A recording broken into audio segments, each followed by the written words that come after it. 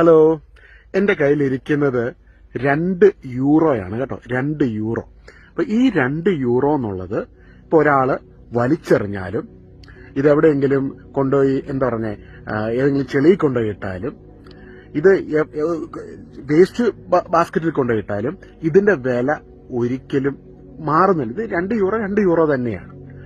പലപ്പോഴും ജീവിതത്തിലും പല വ്യക്തികളും നിങ്ങളെ ചവിട്ടി താഴ്ത്തിയിട്ടുണ്ടാകും, നിങ്ങളെ അവഗണിച്ചിട്ടുണ്ടാകും, വലിച്ചെറിഞ്ഞിട്ടുണ്ടാകും, പല സ്ഥലങ്ങളും മാറ്റി നിർത്തിയിട്ടുണ്ടാകും, തഴഞ്ഞിട്ടുണ്ടാകും. പക്ഷെ നിങ്ങളുടെ വില എന്നുള്ളത് ദൈവം നിങ്ങൾക്ക് നൽകുന്ന ഒരു വിലയാണ്. പത്രോസ്ലീഹ ലേഖനം എഴുതുമ്പോൾ 1 പത്രോസ് 1-ാം അധ്യായത്തിന്റെ 19-20 വാക്യങ്ങളിൽ നമ്മൾ കാണുന്നുണ്ട്, നിങ്ങൾ വീണ്ടെടുക്കപ്പെട്ടിരിക്കുന്നത് കർത്താവായ ഈശോയുടെ വിശുദ്ധമായ രക്തത്തിലൂടെയാണ്. ആ ഈശോയുടെ രക്തത്തിന്റെ വില, അതായത് ദൈവത്തിന്റെ രക്തം, ആ രക്തത്തിലൂടെ നിങ്ങളെ വീണ്ടെടുത്തവരാണ്. അപ്പൊ ദൈവം നിങ്ങൾക്ക് വലിയ വില നൽകുന്നു. ഇതേ പത്രോസ്ലീഹ 1 പത്രോസ് 2-ാം അധ്യായത്തിന് 9-ാം വാക്യത്തിൽ പറഞ്ഞു, നിങ്ങൾ തെരഞ്ഞെടുക്കപ്പെട്ടവരാണ്, നിങ്ങൾ ദൈവത്തിന്റെ സ്വന്തമാണ്, വിശുദ്ധ ജനതയാണ്. പ്രിയ സഹോദരങ്ങളെ, ഈശോയുടെ ശുശ്രൂഷയിൽ ഉടനീളം നമ്മൾ കാണുന്ന ഒരു കാര്യമാണ്, ജനങ്ങൾ അവഗണിച്ചവരും മാറ്റി നിർത്തിയവരെ എല്ലാം ഈശോ മുൻപന്തിയിലേക്ക് വിളിച്ചു വരുത്തുകയായിരുന്നു. സമൂഹം ഒറ്റപ്പെടുത്തിയവരെ എല്ലാം ഈശോ അവരുടെ ഉള്ളിൽ ഒരു വെളിച്ചമുണ്ടെന്നുള്ള ആ ഒരു സത്യം അവർക്കും മനസ്സിലാക്കി കൊടുത്തുകൊണ്ട് സ്വയമേ അവഗണിക്കപ്പെട്ടവർ എപ്പോഴും അവരൊന്നുമല്ല, അവർക്ക് ഒരു കഴിവുമില്ല, അവരിൽ ഒരു നന്മയുമില്ല എന്ന് കരുതി ആ തഴച്ചിലിന്റെ വേദന നിമിത്തം പുറകോട്ട് മാറി നിന്നവരെല്ലാം ഈശോ മുൻപന്തിയിലേക്ക് കൊണ്ടുവരികയായിരുന്നു. അന്നത്തെ കാലഘട്ടത്തില് യഹൂദ മതമേലധ്യക്ഷന്മാർക്ക് സമൂഹത്തിൽ വലിയ പദവികളായിരുന്നു. അവർ മനുഷ്യരെ പലതരത്തിലും പല ഗ്രേഡുകളായിട്ട് തിരിച്ച് സമൂഹത്തിൽ ഒരുപാട് ഉച്ചനീചത്വങ്ങൾ നിലനിന്നിരുന്നു. ഒരു രോഗിയായ വ്യക്തിക്ക് സമൂഹത്തിലോട്ട് കടന്നു വരാൻ പറ്റത്തില്ല. പക്ഷെ ഈശോ അങ്ങനെയുള്ളവരെല്ലാം ചേർത്ത് നിർത്തുകയും അവരെ മുൻപന്തിയിലേക്ക് കൊണ്ടുവരികയും വേദനിക്കുന്നവർക്ക് സമാശ്വാസവും സൗഖ്യവുമായി അവിടുന്ന് നിലകൊള്ളുകയും ചെയ്തുകൊണ്ട് ഈശോ പറഞ്ഞ ഓരോ കാര്യങ്ങളും മത്തായിയുടെ സുവിശേഷം 5-ാം അധ്യായം നമ്മൾ കാണാം. ഈശോ പറയും, നിങ്ങളുടെ ഉള്ളിൽ ഒരു വെളിച്ചമുണ്ട്. 5:17 നിങ്ങളുടെ ഉള്ളിൽ ഒരു വെളിച്ചമുണ്ട്. അന്ന് വരെ ആരും ഇത് പറഞ്ഞിട്ടില്ലാത്തൊരു കാര്യമാണ്. നമ്മുടെ ഉള്ളിൽ തന്നെ ഒരു വെളിച്ചമുണ്ട്, നിങ്ങൾക്കൊരു വിലയുണ്ട്.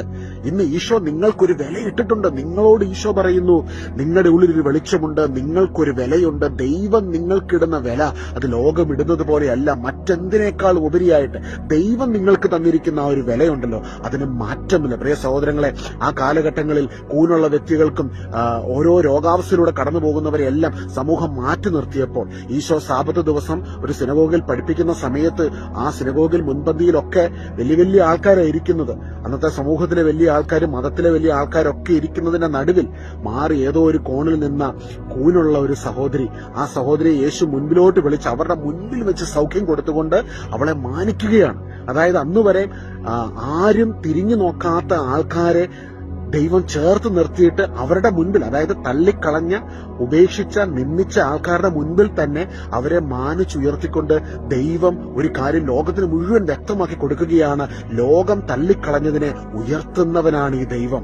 മറ്റുള്ളവർ ഉപേക്ഷിച്ച് കളഞ്ഞതിനെ, വില കുറച്ച് കാണുന്നതിനെ വിലയുള്ളതായി കണക്കാക്കുന്നതാണ് ഈ ദൈവം. പ്രിയ സഹോദരങ്ങളെ, അവൻ നിനക്കും എനിക്കും നമുക്ക് ഓരോരുത്തർക്കും തരുന്ന ആ വിലയുണ്ടല്ലോ, ആ വിലയിൽ നിന്ന് നമുക്ക് മനസ്സിലാക്കാം. മറ്റുള്ളവർ ചവിട്ടി താഴ്ത്തിയാലും ഇടിച്ചു താഴ്ത്തിയാലും മാറ്റി നിർത്തിയാലും തഴഞ്ഞാലും അവഗണിച്ചാലും ദൈവം നിങ്ങൾക്ക് തരുന്ന ആ വിലയെ നിങ്ങൾ മറക്കരുത്. കാരണം ദൈവം നിങ്ങളെ മാനിക്കും. ബൈബിളിൽ ഉടനീളം നമ്മൾ കാണുന്നു, നിന്ദിക്കപ്പെട്ടവരുടെ ഇടയിൽ തന്നെ മാനിച്ചുയർത്തുവാൻ ശക്തനായ ഒരു ദൈവത്തെയാണ് നമ്മൾ വിശ്വസിക്കുന്നത്. ആ ദൈവം നമുക്ക് വേണ്ടിയാണ് കടന്നു വന്നത്. ആ ദൈവം നമ്മളെ ചേർത്ത് നിർത്തി. അന്ന് ഈ പാവപ്പെട്ടവരെയും സാധാരണക്കാരെയും ചേർത്ത് നിർത്തിയപ്പോൾ സമൂഹത്തിലെ ഉന്നതർക്ക് ഈശോയുടെ ഈ സ്നേഹത്തെ മനസ്സിലാക്കുവാൻ കഴിഞ്ഞില്ല. അവർ ഈശോയെ ക്രൂശിച്ചു. എന്നാൽ ബൈബിളിൽ എഴുതി വെച്ചിരിക്കും, ആ രക്തത്തിലൂടെ ഈശോ നമ്മളെ വീണ്ടെടുക്കുകയായിരുന്നു. ഇന്ന് പുതിയ നിയമത്തിന്റെ ഈ വലിയ രഹസ്യം, അതായത് ഗലാത്യ ലേഖനത്തിലെ 3-ാം അധ്യായത്തിലേക്ക് നമ്മൾ കാണുക.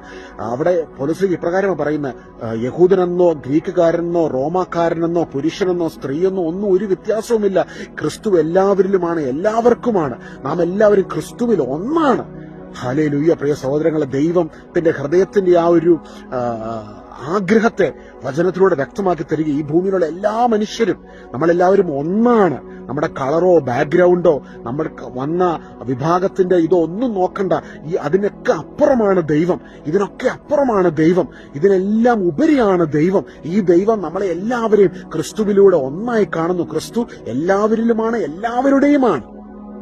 അതുകൊണ്ടല്ലേ പൗലോസ്ലീഹ പറഞ്ഞ യഹൂദനെന്നോ റോമാക്കാരനെന്നോ പുരുഷനെന്നോ സ്ത്രീയെന്നോ അടിമയെന്നോ സ്വതന്ത്രനെന്നോ വ്യത്യാസമില്ല, നാം എല്ലാവരും ക്രിസ്തുവിൽ ഒന്നാണ്. ഇന്ന് പ്രിയ സഹോദരങ്ങളെ, നിങ്ങൾക്ക് ദൈവം ഇട്ടിരിക്കുന്ന വലിയ വിലയെ കണ്ടുകൊണ്ട് പ്രത്യാശയുടെ സുവിശേഷത്തെ മുറുകെ പിടിക്കാം. ഈശോ നിങ്ങളെ ഒരുപാട് സ്നേഹിക്കുന്നു. ഇന്ന് ഈശോ നിങ്ങളുടെ ഉള്ളിൽ വസിക്കുന്നു. വെളിച്ചമാകുന്ന ദൈവം, ദിവികാരുണ്യമായി തീർന്നവൻ, മഹത്വത്തിന്റെ പ്രത്യാശയായ ക്രിസ്തു നിങ്ങളുടെ ഉള്ളിലുണ്ട്. ഇന്ന് ഈ സന്ദേശം കേൾക്കുമ്പോൾ ദൈവത്തിന്റെ വലിയ സമാശ്വാസവും ശക്തിയും കരുത്തും നിങ്ങളുടെ ജീവിതത്തെ ശക്തിപ്പെടുത്തുമാറാകട്ടെ.